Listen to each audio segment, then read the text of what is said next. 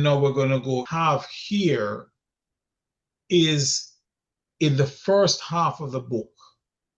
Solomon is saying wisdom is inadequate. It is inadequate to explain the meaning of life. It is inadequate in explaining why wealth, or put it this way,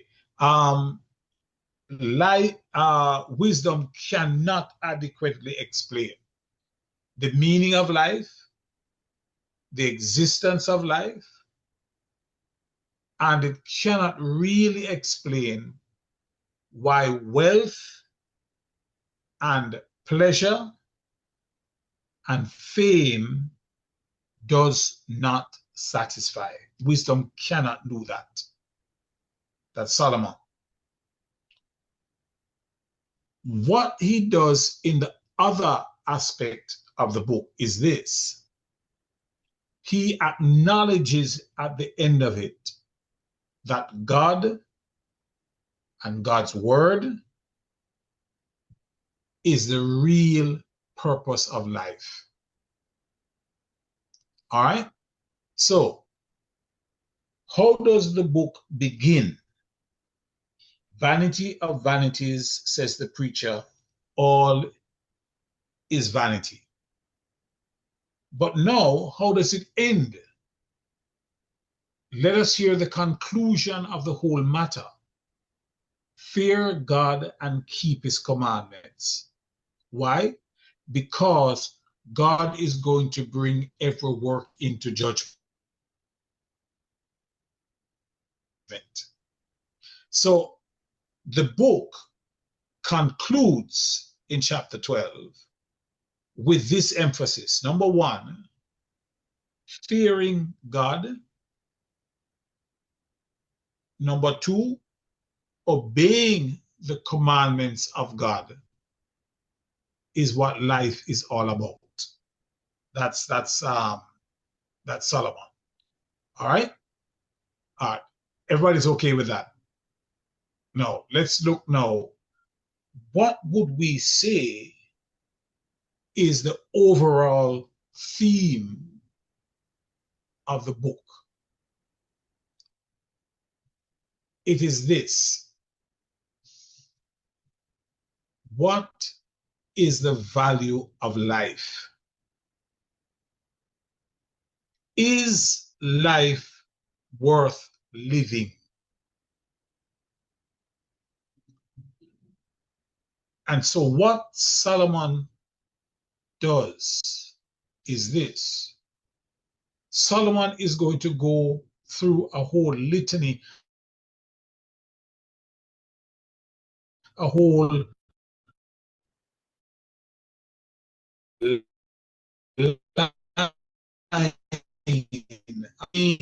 health.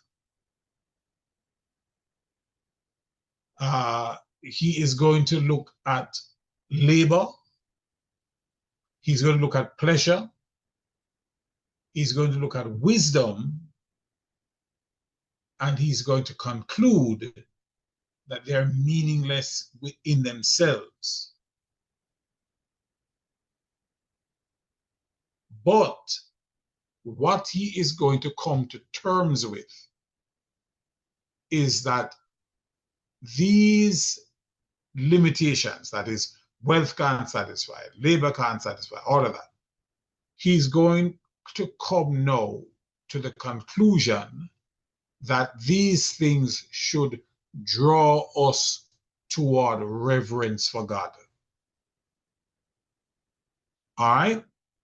Now, so that basically is the book of Ecclesiastes.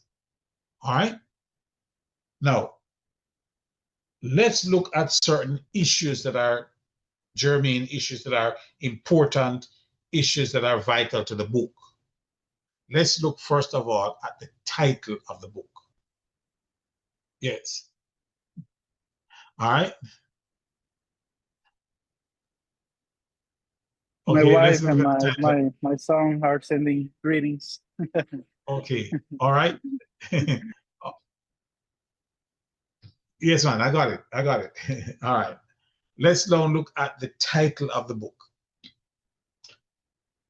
The Hebrew name for the book is Koheleth. Koheleth. And let me spell it. Qohelleth.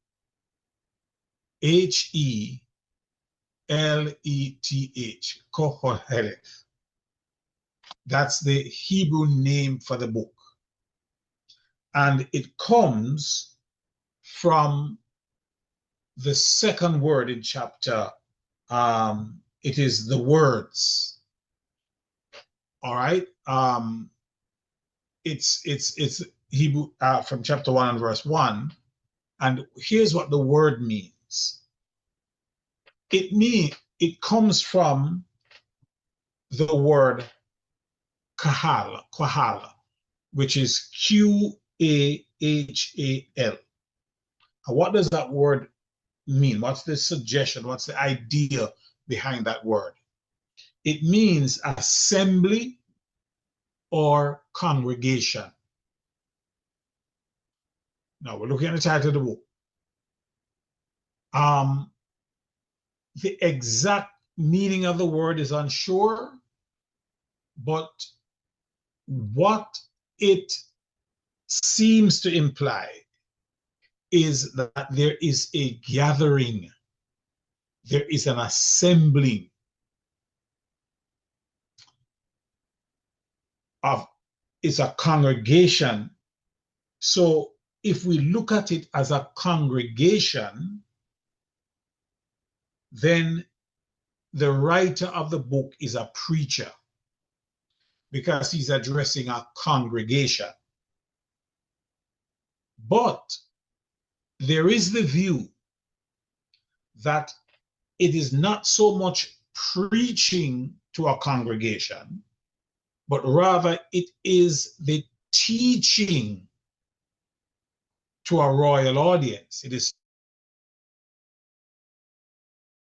teaching an audience. So in that sense, some translations will not use preacher, rather they will use teacher. So it is the words of the teacher, a classroom setting. It is the words of the preacher, a congregational setting. All right? Now, here is the aspect of the title. Is the writer, Solomon, a convener, one who convenes, calls together an assembly, or is he a collector of wise sayings that's passing it on to an audience, not necessarily religious? In that sense, then he's a teacher. So, Fisher. yes. So this preacher that we're discussing is Solomon, correct? Yes, it's Solomon. But Also, here's my point. Is Solomon, okay, what does your translation say? It says the words of the preacher, Go ahead. the son of David, That's what king your in translation Jerusalem. says. Yes. All right. Does anybody that has a translation says the word of the teacher? Because you see, some translation says the words of the preacher. There are other translations who says the words of the teacher. I was confused because my preacher is capitalized. Yes. Mine too. But you see, Will you here is explain what that? let me explain what I'm saying. It depends on how they are looking at the meaning of the word Koheleth, right? Does that word have the idea of speaking to a congregation, speaking to an assembly? In that sense, it is the words of the preacher. Good. Does the word koleth means a audience, a classroom situation where he's teaching an audience, where he's passing on wise sayings to an audience? If that's what the word means, then it is the words of the teacher. Whether he's teacher or preacher, it is the words of the son of David, king of Jerusalem, Solomon. So it just depends on how they see the meaning of the word Ecclesiastes. Why is my preacher All right? capitalized? Is it a congregational setting? Because it is the name, okay, because it is now going to be not so much a name, but a role. It is what he's doing. All right? So it is more than just a name, it's a responsibility that he has. So that's why it would be capitalized. All right? Because he's talking about a definite role that he has. All right? Now, make sense? All right. Okay. Now, let's look at the idea of the word. The English title that we have, Ecclesiastes, it comes from one of the synonyms or derivatives of the word is the word Ecclesiastes. And it is spelled, and you can write this down, and then I'm going to ask you a question. Ecclesiastes.